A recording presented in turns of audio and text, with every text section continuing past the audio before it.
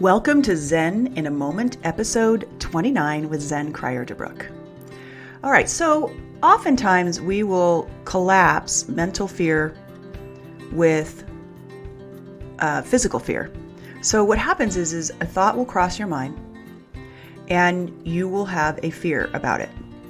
Generally, fear comes to how you look, to others, how they're going to judge you, what they're going to do. Another factor of mental fear is your physical safety, and that could look like not being able to pay your mortgage. It could look like being afraid of driving at night because something may happen to you. It could be imagining that your child is having a problem that you can't solve or don't know about. There's all these different ways, and what happens is the moment you have those fearful thoughts, let's say your daughter is out with a friend and she's walking home alone, and she said she'd be home at a particular time, and it's been 15 minutes over that particular time, and your mind begins to generate, oh no, something's happened. When that happens, if it's true, you will open. You will feel a sense of expansion, knowing, discernment. You will grab your keys and you will go get your child. If you are afraid in the body, that's a closing. And it can feel like a panic attack. It can feel like terror, right? But if you shift your thoughts, meaning, no, she's okay, she's just taking a little longer to get home, and you feel that release inside, that means that those thoughts aren't true. Now notice, is it a real fear? Or is it based on your thinking? This is what I mean by mental fear. Your thoughts are generating a closing in your body that we have labeled fear. But if you take the story away, if you take those thoughts and move them into another direction, right, you'll open and you'll be fine. So is it fear anymore? Is it a true thing? Or is it an illusion that's being produced by a story that's not true for you, that your mind is producing? Now you can get yourself all worked up, envisioning all these things that is happening or could have happened to your daughter. And the second she walks through the door, that fear is gone because she's now home. But it wasn't real.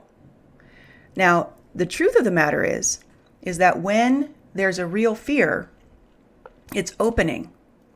She's not home yet. This isn't right. She's always home by now.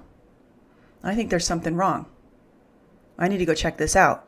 There's a serious motivation. You will grab your keys and you will go look versus just waiting because you don't want to look silly. Oftentimes fear has a component of not wanting to look silly. There's a party that knows it's not true. You don't want to overreact. But if you're discerning and opening in relation to that, right, and you grab your keys, that's what'll happen. And you go looking for her and you look and you find that she's twisted her ankle. She's sitting on the side of the road. She's waiting for her ankle to feel better, right? And you just grab her and you come home and it's all good. I've been through this many times. I've had situations, where my brother disappeared and we were looking for him, and I opened that I wouldn't see him alive again, but we had to continue looking until we found him. And we indeed did not find him alive. And all throughout that journey, I was going back and forth between this is silly. What if we do find him? I want my mind, my body, everything wanted to know that he was going to be found alive. And yet every time I held those thoughts, I closed. It was consistent. There's a very consistent experience with your internal guidance system. It cannot be tricked by your mind. And you are able to experience this for yourself. Now, what this means is that when traumatic things do happen, you do not have to be in fear. If it's true, it will open you. That's it. No matter whether it seems like a bad thing, it will open you and you'll be like, wow, this is happening. Okay. And then there's an energy of discernment and wisdom, and you're capable. You're able to take the right action. It will open you what to do about it. Sometimes there's nothing to do. Sometimes there's something to do. That's what the is it any of your business is about, which we'll talk about. But the important part to know is that mental fear is the fear we're talking about here. And it is the fear that's causing the suffering, the inaction, the inability to be ourselves. Just in the way it's become in the past couple of years, where you can't represent your own beliefs, your choices, without being fearful that you'll be censored or attacked.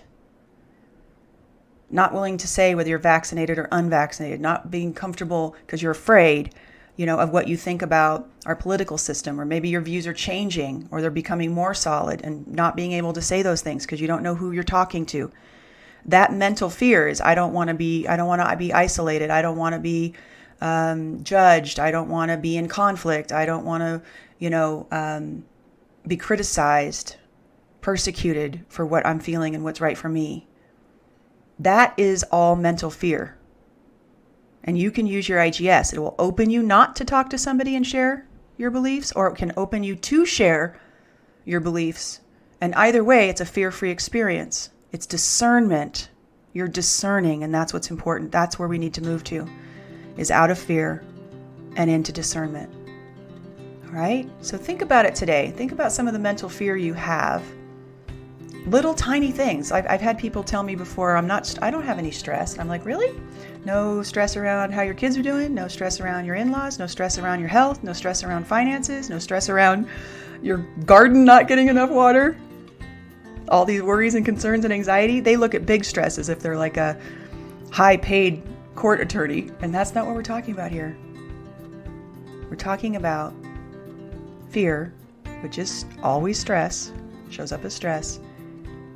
The mental fear that our mind generates that's not true for us. I'm sending you love and blessings. Have a wonderful day. If you are enjoying listening to the Zen in a Moment mini podcast, I want to invite you to something where you can get even more juicy, amazing content. I'd love to invite you to join the Fear-Free Human Collective. It is a community membership site where I do training, coaching, I do mini master classes and masterminds, and share all kinds of amazing content. And it's super affordable, and we have amazing people that are in it working on finding their openings when they are closed. It is a really lovely place to kind of have a respite from the world where cancer culture is running rampant and people are not getting along. If you want to go somewhere where people are not only getting along, but they are having a blast and sharing wins on how their life is dynamically changing by using their internal guidance system, then this is the place to go. Simply go to BeFearFreeNow.com. That URL again is BeFearFreeNow.com, and you will discover how affordable our membership is. We have a free level where you can come on in. Please give us a trial, enjoy it. And then we have levels that are $27, $47, and $97, depending on the level of training and the depth of coaching you want. So come join us. Join this wonderful, incredible movement to create a fear-free human species on this planet. I'd love to have you. Go to BeFearFreeNow.com. I'll see you there.